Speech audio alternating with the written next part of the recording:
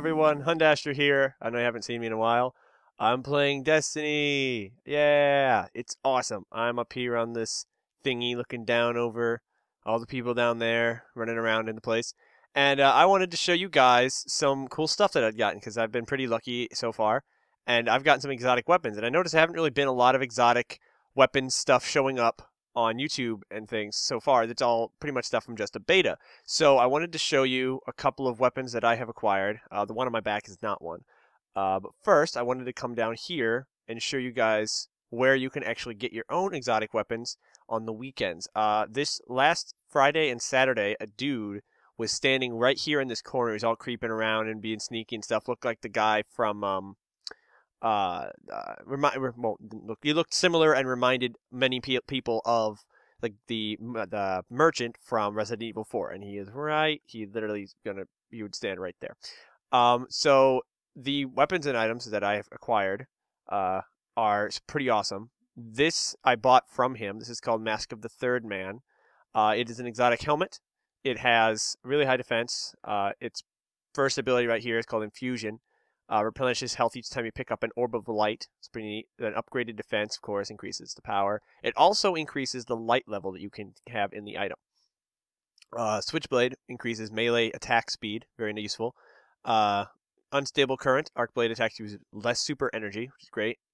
And then upgraded defense again, once again increases that. I have not gotten these because, as you can see there, I do not have enough Ascendant shards. However, I'm assuming that once again these will upgrade the light level of the item, and I'm fairly certain that this is a reference to Splinter Cell because the green lights, 3 green lights, and Mask of the Third Man. It wasn't me, it was the Third Man. Now, in Splinter Cell, Sam Fisher, at least in the first couple of games, up until at least Conviction, I think, he works for Third Echelon, and he is the Third Echelon man. So, there you go. I assume. Then, where's the other ones? Yes, here we go. The Red Death. This is a really good PvP assault rifle. Now, this was also available from Nyx, Nyx of the Servant of the Nine. That's the guy that stands in the corner. However, I got this one luckily enough from an engram, which I was able to achieve. This does kinetic damage. Here it is. The Accurized Ballistics, more range and impact, increased recoil. You can see on the stats here, changes. The Field Choke, more range and impact, increased recoil, and then this increases the impact and range, or impact and stability, but it reduces your range, which I don't really care about range. I want more impact. Unflinching is easier to aim under fire using this weapon. It's very good. Upgrade damage, increase attack power, allowing this weapon to cause more damage.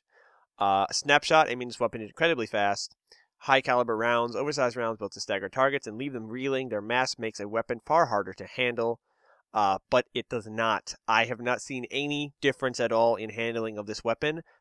And it is this power right here is useless in multiplayer because you can't stagger other players. But it is amazing in PvE because player versus enemy, because it just any enemy you hit just staggers them. It's amazing. And then single point sling, switch weapons faster, move quicker while aiming. That would be incredibly useful for PvP. And so would Snapshot. And then Red Death is the main special ability. All the weapons, their like main name special ability, it usually shows up about here on the chart. Each kill heals you and speeds up reloads. This is what makes this weapon a great weapon for multiplayer, for PvP. And it's wise. The Vanguard up here says Vanguard policy urges Guardians to destroy this weapon on sight. It's the Guardian Killer. This is definitely a PvE pulse rifle, or I'm not sorry, a PvP pulse rifle designed to kill players because when you're in fights with other players, you usually lose shields after like one guy or 2 guys, and this immediately starts your shields regenning again and your health. You don't have to wait for the regen like timer to go down and your health to go back up. It just immediately starts again. It does not immediately refill them, however, which is what I thought it did. But it does increase your reload, which is very useful, especially as it's almost got max reload anyway.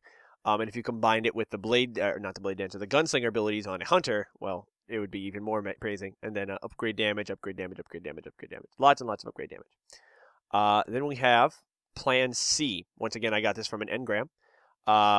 Good fighters have contingency plans. Great fighters don't need them. This is a fusion rifle.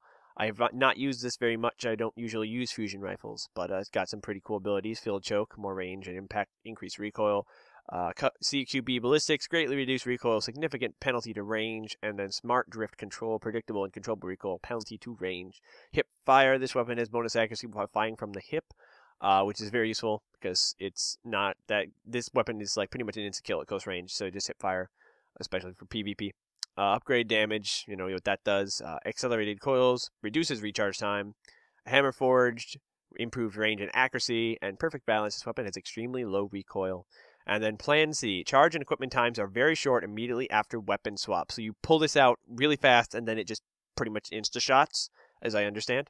And then a bunch of upgrade damages. Now, something else I noticed was in the beta, I looked up a few videos of this, the weapons were entirely different. The trees looked entirely different, and they would have lock-in things where you'd choose a thing and it would lock in the choices for the weapon. That is not so with any exotic weapons that I've seen, as you've seen here. These, once you get a damage upgrade, it does not lock in the things to the weapon. I can even prove it to you if you don't believe me. See here, I already have this damage upgrade here, but I can choose to change any of the things along this tree, as you can see. So this does not lock in your progress. You do not have to worry about that. You can switch your things at any time. And then the final thing that I have, for my friends are not on, and I cannot show you what they have, is Invective, which I just got a exotic bounty for. And I had to go through a whole bunch of stuff. I had to complete 5 strikes without a death on any of the strikes. I had to get at least 25 kills in a multiplayer match with a positive KD ratio in the Crucible. And then I had to buy a shotgun thing from the weaponsmith, and that was tough because luckily I had enough money for it. Interestingly enough, the max amount of glimmer you can have, which is the money in this game, is 25,000 glimmer, which I have had multiple times, and actually needed to buy things to allow myself to keep getting money, so I wouldn't just not be able to get money out in the field. And they wanted me to buy 50 special weapon ammo, like box kit things that you can use when you're in the world. You can open them up if you run out of ammo. But they had to buy 50 of those in order to buy a shotgun, like magazine something or other for this weapon. And this is a pretty cool gun. It was given to me by the an Ikana Ray, or Ikona Ray. She's a warlock vanguard lady. And it's got a quote from her. I tried to talk them down. They made a grab for my ghost. After that, it was a short conversation. This is a pretty cool gun. It's got full auto ability right from the start. And then solar damage. This weapon causes solar damage. Accurized ballistics, more range and impact, increased recoil. I haven't used this very much at all. Field choke, more range and impact, increased recoil. And then linear compensator, more predictable recoil, slight boost to range and impact, more recoil. Then final round, the last round under magazine deals bonus damage, upgrade damage. Once again, you know what that does. Quick draw, this weapon can be drawn unbelievably fast. Fitted stock, increased weapon stability, and send it, increased range and accuracy. This is once again the name of the weapon.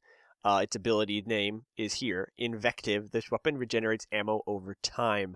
Now, this totally breaks the game, as most exotic weapons do in some way or another, obviously. And then the rest are just upgrade damages.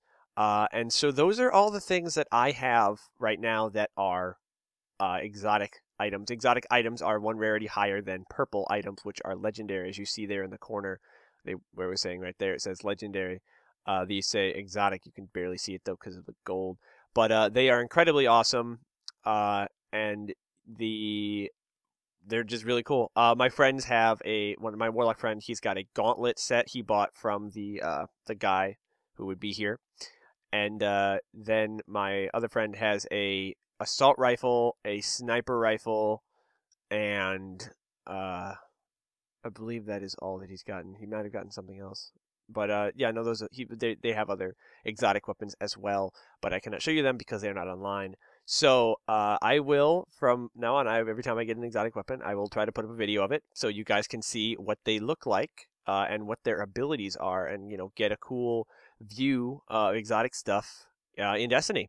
And thanks for taking the time to watch this video. There will eventually be annotations to other videos in the future.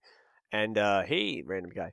And I will look at this awesome spherical thingy off in the distance, the Traveler, as it's known to most of the people here on the whatever this is. And yeah, I will see y'all later. Bye.